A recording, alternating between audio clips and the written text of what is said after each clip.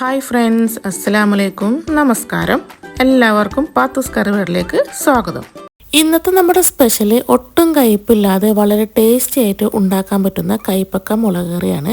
ഇത് നമ്മൾ തേങ്ങ ഒന്നും ചേർക്കാതെയാണ് കറി ഉണ്ടാക്കിയിട്ടുള്ളത്. കൈപ്പക്ക കഴിക്കാൻ ഇഷ്ടമില്ലാത്തവർ പോലും ഇതേപോലെ ഉണ്ടാക്കിയെടുത്താൽ തീർച്ചയായിട്ടും അവർക്ക് ഇഷ്ടമാവും. അപ്പോൾ നമുക്കിത് എങ്ങനെയാണ് ഉണ്ടാക്കിയെന്ന് നോക്കിയാലോ. അതിന് മുന്നായിട്ട് നിങ്ങളെൻ്റെ ചാനൽ ആദ്യമായിട്ട് കാണുന്നവരാണെങ്കിൽ പ്ലീസ് ഒന്ന് സബ്സ്ക്രൈബ് ചെയ്തേക്കണേ. കൂടെ കാണുന്ന ബെല്ലൈക്കൺ ഒന്ന് എനേബിൾ ചെയ്യാം. അപ്പോൾ ഞാനിടുന്ന പുതിയ വീഡിയോസിൻ്റെ നോട്ടിഫിക്കേഷൻ ലഭിക്കുന്നതായിരിക്കും. അപ്പോൾ നമുക്ക് നേരെ വീഡിയോയിലോട്ട് പോവാം.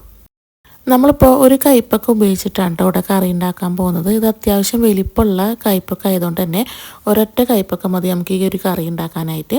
അത്യാവശ്യം ക്വാണ്ടിറ്റി ഉണ്ടാവും കേട്ടോ. അപ്പോൾ നമ്മൾ കൈപ്പക്ക നന്നായിട്ട് ഒന്ന് കഴുകിയെടുത്തതിന് ശേഷം അതിൻ്റെ ഉള്ളിലുള്ള കുരുകളൊക്കെ എടുത്ത് മാറ്റാം കേട്ടോ.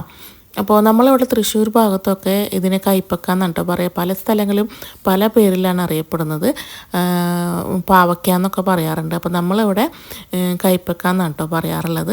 അപ്പോൾ അതിൻ്റെ കുരുകളൊക്കെ എടുത്ത് മാറ്റിയിട്ടുണ്ട്. ഇനി നമുക്കിതൊന്ന് കട്ട് ചെയ്തെടുക്കാം കേട്ടോ. നമുക്ക് ഇഷ്ടമുള്ള രീതിയിൽ ഇത് കട്ട് ചെയ്തെടുക്കാം കേട്ടോ. വട്ടത്തിലോ നീളത്തിലോ എങ്ങനെ വേണമെങ്കിലും നമുക്കിത് കട്ട് ചെയ്തെടുക്കാം. അപ്പോൾ നമ്മളെല്ലാതും ഇതേപോലെ ഒന്ന് കട്ട് ചെയ്തെടുത്തിട്ടുണ്ട് കേട്ടോ. അതിനുശേഷം നമുക്കിത് ഒരു പാത്രത്തിലോട്ട് ഇട്ട് കൊടുക്കാം. കൈപ്പക്കയുടെ കൈപ്രസം മാറാൻ വേണ്ടിയിട്ട് ചെറിയൊരു ടിപ്പ് പറഞ്ഞുതരാം. അപ്പോൾ നമ്മൾ ഇതേപോലെ ഒന്ന് അരിഞ്ഞെടുത്തതിന് ശേഷം ഒരു പാത്രത്തിലോട്ട് ഇട്ട് കൊടുത്തിട്ട് കുറച്ച് ഉപ്പും കൂടി ആഡ് ചെയ്തതിന് ശേഷം നന്നായിട്ടൊന്ന് കുഴച്ചെടുക്കുക. എന്നിട്ടൊരു അരമണിക്കൂർ ഒന്ന് മാറ്റി വെക്കുക. അതിന് ശേഷം നമുക്ക് ഈ ഒരു കൈപ്പക്ക ഒന്ന് പിഴിഞ്ഞ് മാറ്റി വെക്കുക. എന്നിട്ട് നമുക്ക് ഒന്നോ രണ്ടോ പ്രാവശ്യം വെള്ളത്തിലിട്ടിട്ട് ഒന്ന് കഴുകിയെടുത്തതിന് കഴിഞ്ഞാൽ നമുക്ക് ഈ ഒരു കൈപ്പക്കയുടെ കൈപ്രസം ഒരു ഇതൊക്കെ മാറിക്കിട്ടും കേട്ടോ.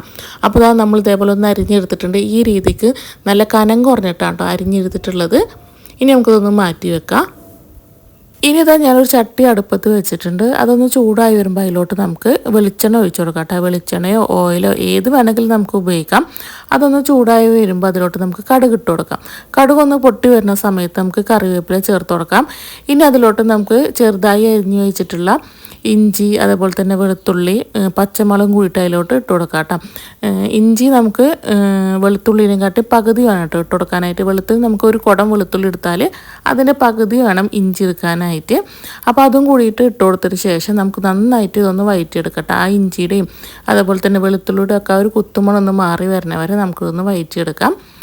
അപ്പോൾ ഏകദേശം ഒന്ന് വഴന്ന് വന്നിട്ടുണ്ട്. ഇനി അതിലോട്ട് നമുക്ക് ചെറുതായി അരിഞ്ഞു വെച്ചിട്ടുള്ള സബോള ചേർത്ത് കൊടുക്കാം കേട്ടോ. അപ്പോൾ ഞാനിവിടെ ഒരു വലിയ സബോളയാണ് കേട്ടോ എടുത്തിട്ടുള്ളത്. ചെറുതാണെങ്കിൽ 2 എടുക്കാം, വലുതാണെങ്കിൽ 1 എടുത്താൽ മതി. ഇനി നമുക്ക് ഈ സബോള ഒന്ന് നന്നായിട്ടൊന്ന് വഴന്ന് കിട്ടാൻ വേണ്ടിയിട്ട്, പെട്ടെന്നൊന്ന് വഴന്ന് കിട്ടാൻ വേണ്ടിയിട്ട് നമുക്ക് അതിലോട്ട് കുറച്ച് ഉപ്പും കൂടി ചേർത്ത് കൊടുത്തിട്ട് ഒന്ന് വഴറ്റിയെടുക്കാം കേട്ടോ. ഒരു ചെറിയൊരു ലൈറ്റ് ബ്രൗൺ കളറായാൽ മതി. അപ്പോൾ നമ്മൾ സബോളയും ഏകദേശം ഒന്ന് വഴന്ന് വന്നിട്ടുണ്ട്. ഇനി അതിലോട്ട് നമുക്ക് തക്കാളി ചേർത്ത് കൊടുക്കാം കേട്ടോ. ഒരു വലിയ നല്ല പഴുത്ത തക്കാളിയാണ് കേട്ടോ ചേർത്ത് കൊടുത്തിട്ടുള്ളത്. അതും ചേർത്ത് കൊടുത്തതിന് ശേഷം നമുക്കിത് നന്നായിട്ടൊന്ന് വഴറ്റിയെടുക്കാം. തക്കാളിയൊക്കെ നന്നായിട്ടൊന്ന് ഉടഞ്ഞ് വരണ വരെ നമുക്കിതൊന്ന് ചെറിയ തീയിലിട്ടിട്ട് ഒന്ന് മൂടി വെച്ചിട്ട് ഒന്ന് വഴറ്റിയെടുക്കാം കേട്ടോ.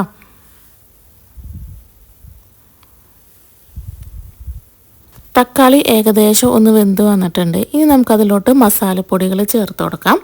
1/2 ടീസ്പൂണ് മഞ്ഞൾപ്പൊടി, 1 ടീസ്പൂൺ കാശ്മീരി മുളക് പൊടി, 1 ടീസ്പൂണ് സാദാ മുളക് പൊടി, നല്ല എരിവുള്ള മുളക് പൊടിയാണ് ചേർത്ത് കൊടുത്തിട്ടുള്ളത്.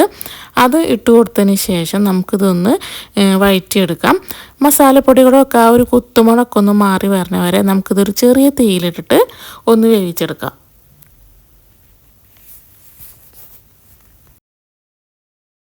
മസാലപ്പൊടികളൊക്കെ നന്നായിട്ട് മൂത്ത് വന്നിട്ടുണ്ട്. അതേപോലെ തന്നെ എണ്ണയൊക്കെ നന്നായി തെളിഞ്ഞ് വന്നിട്ടുണ്ട് കേട്ടോ.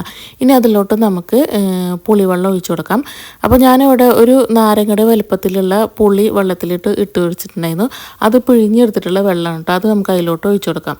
അപ്പോൾ നമ്മളിവിടെ ഇതിൽ മസാലപ്പൊടികളാണെങ്കിലും അതേപോലെ തന്നെ പുളിവെള്ളമാണെങ്കിലും നമ്മൾ എത്രയാണോ കയ്പൊക്കെ എടുക്കുന്നതെന്ന് വെച്ചാൽ അതിനനുസരിച്ചിട്ടുള്ള അളവ് കൂട്ടി കൊടുത്താൽ മതി കേട്ടോ. അപ്പോൾ പുളിവെള്ളം ഒഴിച്ച് കൊടുത്തിട്ട് നമുക്കിതൊന്ന് മൂടി വെച്ചിട്ട് ഒന്ന് തിള വരുന്നവരെ നമുക്കിതൊന്ന് മൂടി വെച്ച് കൊടുക്കാം. ഇപ്പോൾ നമ്മൾ ഗ്രേവി നന്നായിട്ട് തിളച്ച് വന്നിട്ടുണ്ട്. ഇനി നമുക്കതിലോട്ട് നമ്മൾ നേരത്തെ അരിഞ്ഞു വെച്ചിട്ടുള്ള കയ്പൊക്കെ ചേർത്ത് കൊടുക്കാം.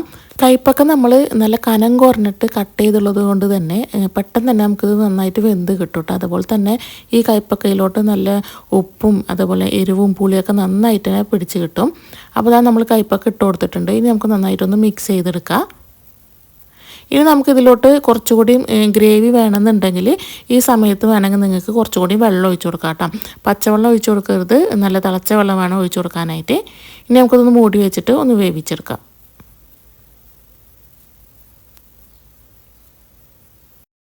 നമുക്ക് കയ്പ്പൊക്കെ ഒന്ന് വെന്തോ നോക്കാം. അപ്പോൾ അതാ ഏകദേശം ഒന്ന് വെന്ത് വരണുള്ളൂ, അധികം അങ്ങോട്ട് കുക്കായിട്ട് കിട്ടിയിട്ടില്ല കേട്ടോ.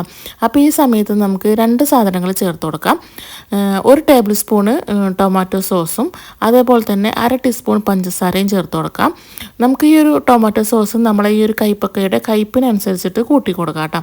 അപ്പോൾ ഞാനിവിടെ 1 ടേബിൾ സ്പൂണാണ് ചേർത്ത് കൊടുത്തിട്ടുള്ളത്. അതേപോലെ തന്നെ 1/2 ടീസ്പൂൺ പഞ്ചസാരയും ചേർത്ത് കൊടുക്കാം. പഞ്ചസാര നമ്മൾ ടേസ്റ്റ് ബാലൻസ് ചെയ്യാൻ വേണ്ടിയിട്ടാണ് 1/2 ടീസ്പൂൺ പഞ്ചസാരയും കൂടി നമുക്ക് ഇതിലോട്ട് ചേർത്ത് കൊടുത്തിട്ടുള്ളത്.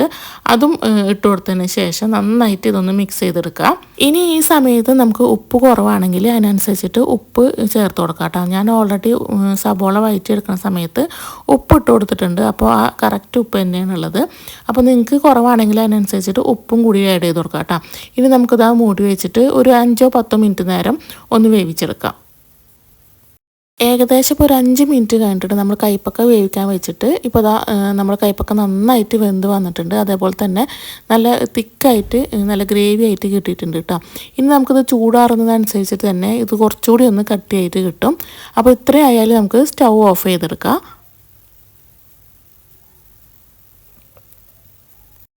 അപ്പം നമ്മൾ കയ്പ്പൊക്കെ മുളകിട്ട കറി ഇതാ ഇവിടെ റെഡി ആയിട്ടുണ്ട്. ഇത് നമുക്ക് ചോറിനോടൊപ്പം കഴിക്കാൻ പറ്റിയ ഒരു അടിപൊളി കറിയാണിട്ടത്.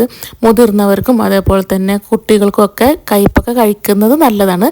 പക്ഷേ കയ്പ്പുള്ളത് കൊണ്ട് ആരും കഴിക്കാൻ അത്ര ഇഷ്ടപ്പെടില്ല. അപ്പോൾ ഇതേപോലെ ഉണ്ടാക്കി കൊടുക്കുകയാണെങ്കിൽ തീർച്ചയായിട്ടും അവർക്ക് ഇഷ്ടമാവും. അപ്പോൾ എല്ലാവർക്കും ഈ ഒരു വീഡിയോ ഇഷ്ടമായി എന്ന് വിചാരിക്കുകയാണ്. വീഡിയോ ഇഷ്ടമായെങ്കിൽ ലൈക്ക് ചെയ്യുക, ഷെയർ ചെയ്യുക, കമൻറ്റ് ചെയ്യുക. സബ്സ്ക്രൈബ് ചെയ്യാത്തതുണ്ടെങ്കിൽ ഒന്ന് സബ്സ്ക്രൈബ് ചെയ്യുക. അപ്പോൾ നമുക്കടുത്ത പുതിയൊരു വീഡിയോയിൽ കാണാം.